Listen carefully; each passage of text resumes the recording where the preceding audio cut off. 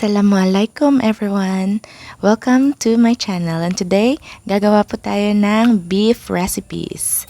Ayan, mag-isa po muna tayo ng ating sibuyas.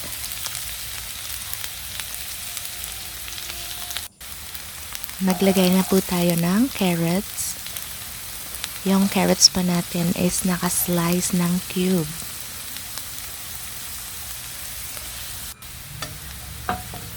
At ayan, haluin lang po natin mabuti at isunod na po natin ilagay yung ating ground beef, ground minced beef.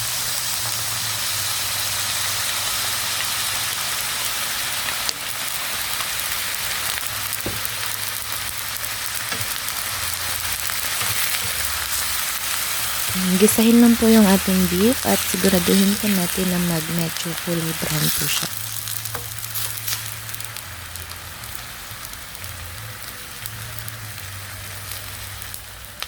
Ayan, yung pag nahalo na po natin ng mabuti, kailangan po nating takpan. Ayan, pagkatapos nga po, ay nakikita nyo po is brown na po yung ating beef. Kaya pwede na po natin lagyan ng sauce. Ito po yung gamit ko is 2 tablespoon ng tomato sauce.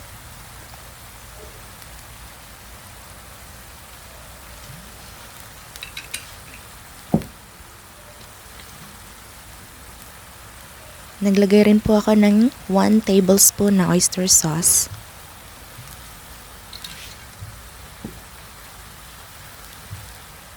At 1 tablespoon din po ng brown sugar para mabalance po yung ketchup, oyster sauce, at sugar.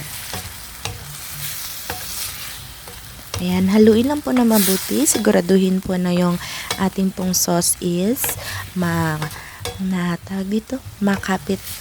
kumapit talaga sa ating beef.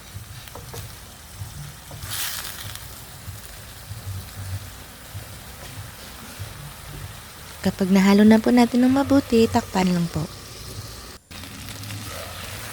Yan, after ng 3 minutes, ito na po yung itsura. Kaya pwede na po natin ilagay yung ating green peas.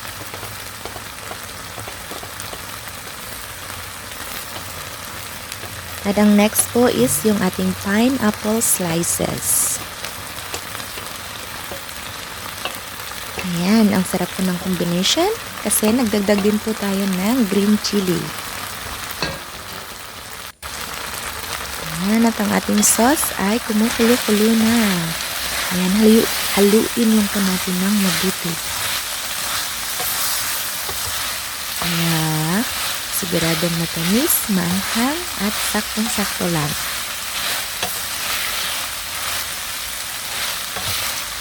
Sa hindi nga po pala nakakaalam ng ganitong recipe, yung tawag po dito is beef a la cubana. Parang Cuban Mexican style cuisine po siya.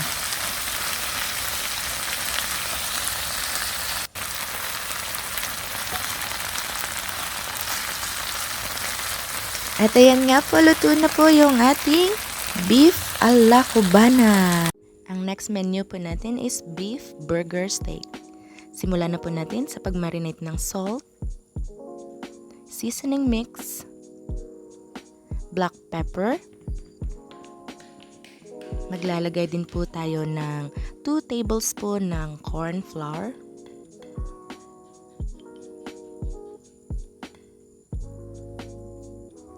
At 1 pirasong itlog.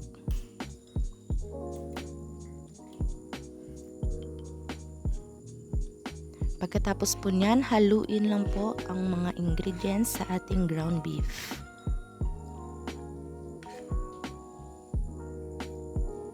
Pag nahalo na po, ayan, gagawa lang po tayo ng parang meatball.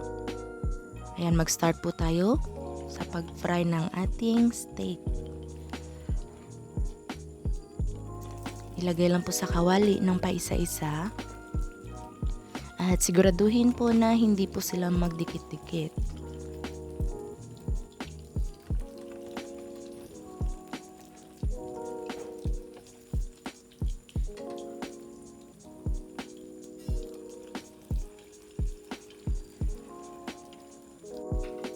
Ayan, Ayan, dahil nakagawa po tayo ng 5 piraso ay kasyang-kasya po sa ating kawali. Ayan nga po, naka-flat na po siya. Gamit ko po is yung tinidor. Ayan, baliktarin lang po natin pagkalipas ng 1 minuto. Para slow cook lang po tayo at hindi po siya agad-agad na masunog.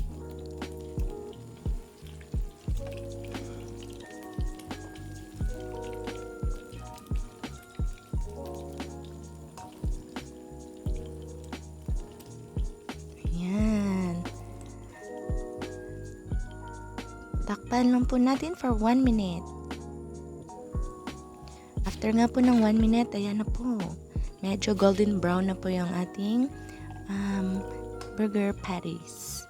Kaya baliktarin po natin ulit ng isa pang beses. Para sigurado po na talaga yung loob niya is lutong-luto. Ayan, low fire lang kasi yung gamit natin kaya no worries at all.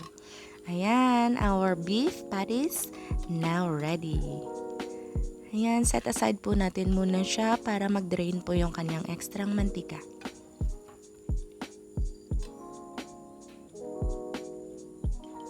Dahil after po niyan is gagawa tayo ng kanyang gravy. Ayan, yung gravy po natin is may tubig, corn flour, brown sugar, beef cubes, seasoning mix, at pampalasa.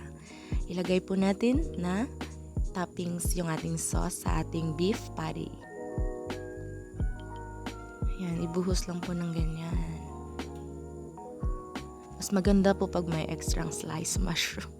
Ayan, dagdagan po natin ng fried garlic na toppings. Ayan lang po. Thank you for watching. Follow for more.